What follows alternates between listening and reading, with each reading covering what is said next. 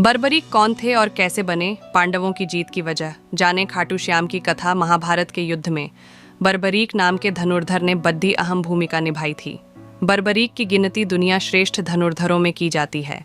विशेष बात यह है कि बर्बरीक युद्ध न लड़कर पांडवों की जीत की वजह बने। कौन थे बर्बरीक? बर्बरीक भीम के पुत्र घटोत्कच के पुत्र थे। बर्बरीक को आरंभ से ही धनुष विद्या में रुचि थी।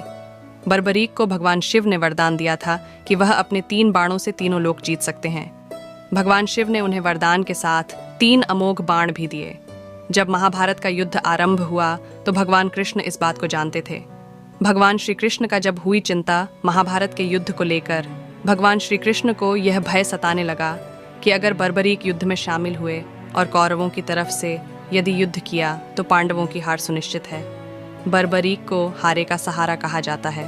भगवान की चिंता थी बर्बरीक हारने वाले सेना का साथ देंगे और कौरवों की इस युद्ध में हार हो रही थी। इसलिए भगवान श्री कृष्ण ने बर्बरीक को युद्ध से दूर रखने की युक्ति निकाली। अर्जुन के साथ बर्बरीक से मिले भगवान श्री कृष्ण भेष बदलकर भगवान श्री कृष्ण अर्जुन के साथ बर्बरीक से मिलने पहुंचे। बर्बरीक युद्ध के लिए निकलने ही वाले थे। बर्बरीक के तरकश में 3 ही तीर देखकर ब्राह्मण का भेष धरे कृष्ण ने उनका मजाक उठाते हुए कहा कि चुनौती दी, अगर श्रेष्ठ धनुर्धर हैं तो सामने खड़ी ढीहे पीपल के पेड़ के सारे पत्ते एक ही तीर में गिरा कर दिखाएं। बर्बरीक भगवान की बातों में आ गए और तीर चला दिया, जिससे कुछ क्षणों में सभी पत्ते गिराकर तीर श्री कृष्ण के पैरों के पास चक्कर लगाने लगा।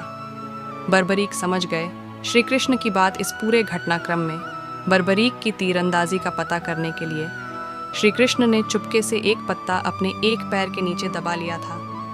बर्बरीक को ये बात समझ आ गई। उसने मुस्कुराते हुए श्री कृष्ण से अनुरोध किया कि वे अपना पैर पत्ते पर से हटा लें ताकि तीर अपना काम पूरा कर सके। माँ का दिया था वचन जब श्री कृष्ण को यकीन हो गया कि बर्बरीक जिस तरफ से भी लड़ेंगे दूसरे पक्ष की हार तय है। इस पर उन्होंने पूछा कि बर्बरीक किसकी तरफ से युद्ध करोगे? तो बर्बरीक ने उत्तर दिया कि अपनी माँ को वादा कर चुके हैं कि जो पक्ष हारेगा वो उसी की तरफ से युद्ध लड़ेंगे।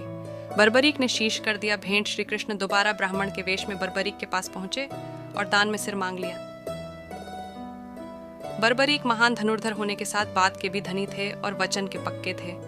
बर्बरीक ने अपना शीश काटने से पहले भगवान से विनती की वे सिर्फ एक बार अपने वास्तविक रूप के दर्शन करा दे। भगवान कृष्ण ने विनती स्वीकार कर ली और अन्य कोई इच्छा बतलाने को कहा। तब बर्बरीक बोले कि वो कटे सिर के साथ ही पूरा युद्ध देखने की इच्छा है। श्री कृष्ण ने उनकी इस इच्छा को पूर्ण किया। सब्सक्राइब।